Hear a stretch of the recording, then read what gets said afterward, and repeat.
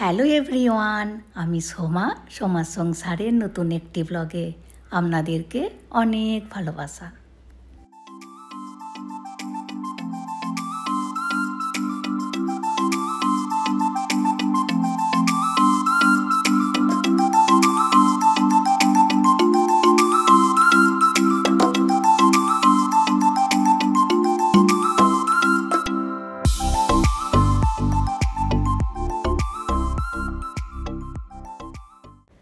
আজ 21শে জুন শনিবার, আগামীকাল মেয়ের জন্মদিন। তো মেয়েকে জিজ্ঞাসা করা হয়েছিল তুই গিফটে কী নিবি, আর ওর একই কথা, চকলেট নেব। এত চকলেট পছন্দ করে। তো হাজব্যান্ড এই চকলেটগুলি নিয়ে এসেছে মেয়ের জন্য গতকাল। আর আজ ওর মনটা একটু খারাপ। গত ব্লগে ভিডিওটিও দিয়েছিলাম, কিন্তু ভিডিওটি খুব বড় হয়ে গিয়েছিল, ওই জন্য এই চকলেটের ভিডিও ক্লিপটি স্কিপ করে দিয়েছিলাম। যাই হোক, এগুলো সব ওটসের চকলেট, এত খেতে ভালো যে একটি খেলে মন ভরবে না, 4-5টা না খেলে।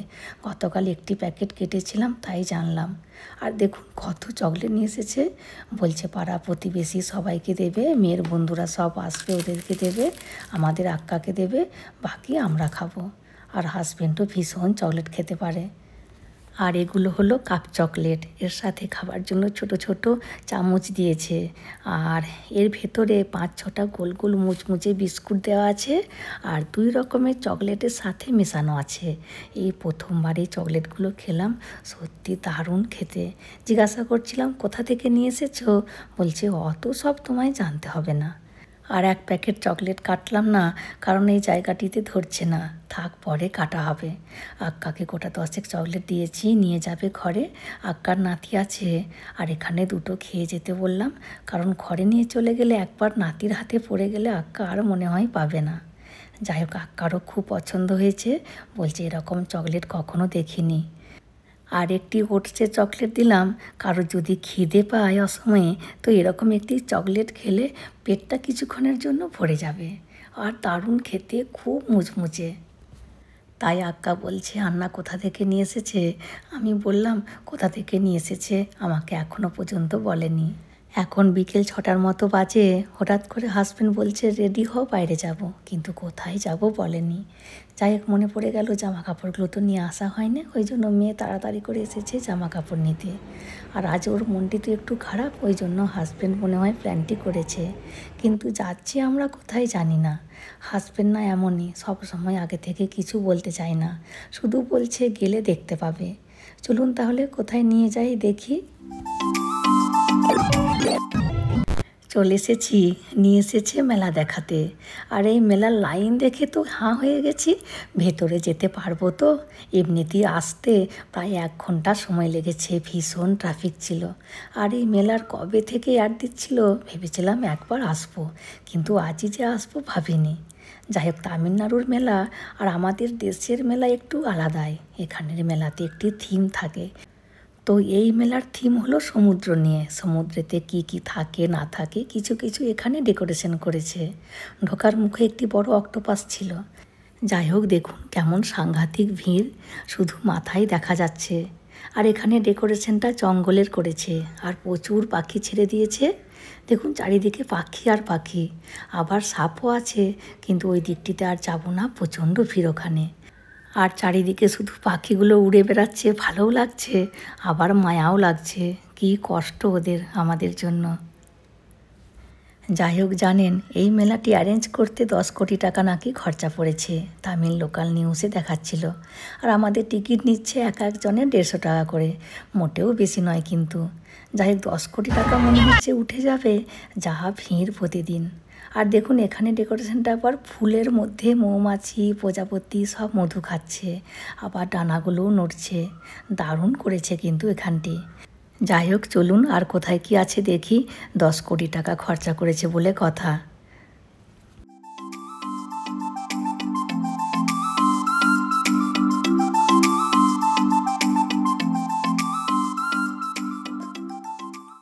যাই হোক, এই রুমটিতে আছে রোবট ডগ, আইপিএলে দেখেছিলাম। এই রোবট ডগগুলো খুব ভারী এবং ভীষণ স্ট্রং। আমার পায়ে এসে এক ধাক্কা দিল, বেশ জোরে লাগলো। যাই হোক, এই রোবট ডগগুলোকে দেখে বাচ্চা বড় সবাই ভীষণ এনজয় করছে। আর এই সবের জন্যই মনে হচ্ছে খরচাটা বেশি পড়েছে।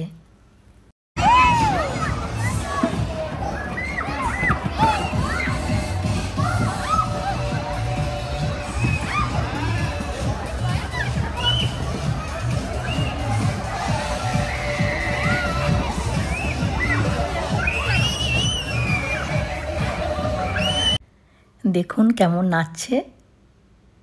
সবাই ভীষণ এনজয় করছে এই ডগগুলোকে নিয়ে। শুধু IPL ম্যাচেতে এই ডগগুলোকে দেখেছিলাম, যাই হোক সামনাসামনি দেখা হয়ে গেল। আর এখানে ডেকোরেশনটি করেছে পালতোলা জাহাজের। সবাই জাহাজে উঠছে, নামছে, ফটো তুলছে, কিন্তু যা ভিড়, পা ফেলার জায়গা নেই।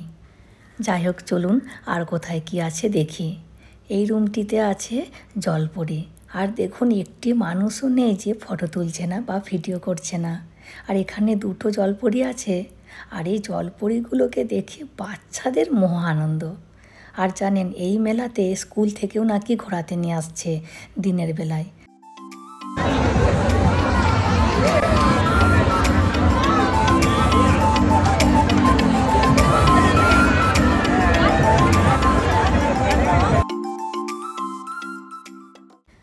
আর এখানে আছে অ্যাকোরিয়াম, ভীষণ বড় ট্যানেল। 150 টাকার টিকিট, কিন্তু ভালোই কম। 150 টাকাতে অনেক কিছু দেখাচ্ছে।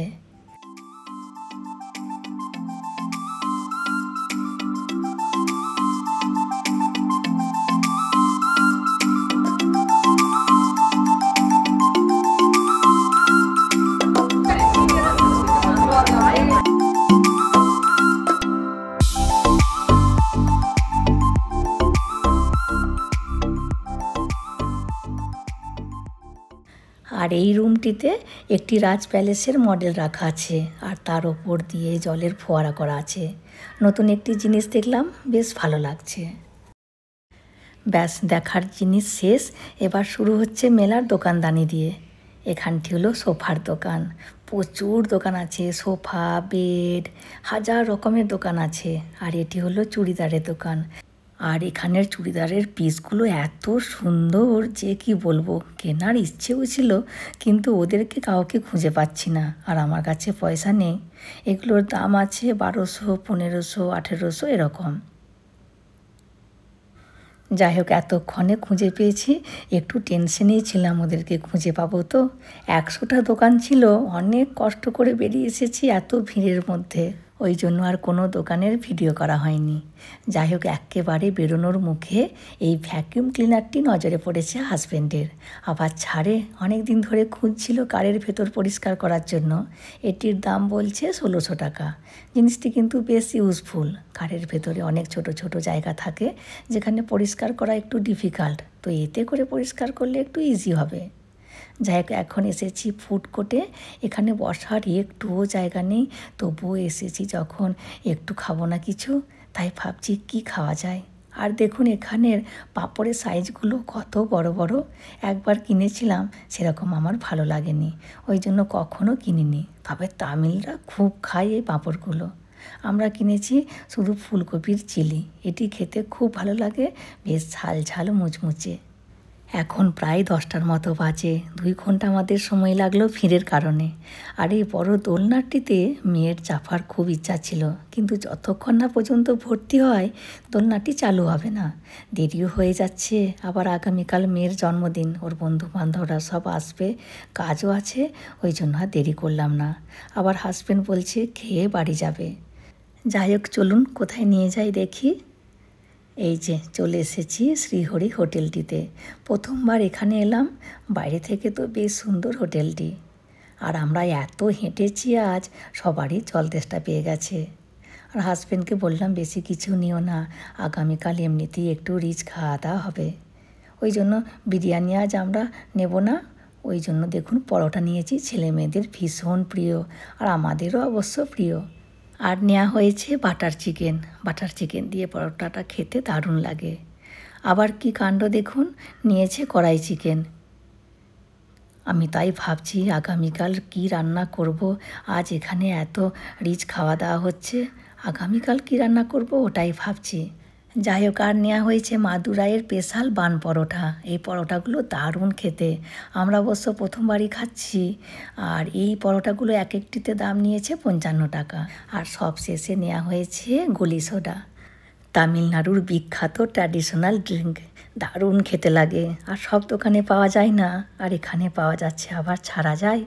আর দেখুন বোতলটির মাঝে একটি মার্বেল আছে, ওই মার্বেলটি হলো এর ঢাকা। আঙুলে করে পুশ করে মার্বেলটিকে ভেতরে ঢুকিয়ে দিলেই বোতলটি খোলা যাবে, ওই জন্য একে গলি সোডা বলে। এখন প্রায় 11টার মতো বাজে। বাড়ি পৌঁছতে ঘুমোতে করতে আরও 1-1.5 ঘন্টা তো সময় লাগবে। আগামীকাল কত কাজ আছে। ভোরবেলায় উঠলে কাজগুলো গোছানো যায়, কিন্তু ভোরবেলায় আর ওঠা যাবে বলে তো মনে হয় না। যাই হোক, চলুন এবার বাড়ি ফিরি। ভিডিওটিও তাহলে আজকের মতো এখানেই শেষ করছি। চলে আসবো পরের ভিডিওতে। হাসি খুশি থাকবেন, সবাইকে হাসি খুশি রাখবেন।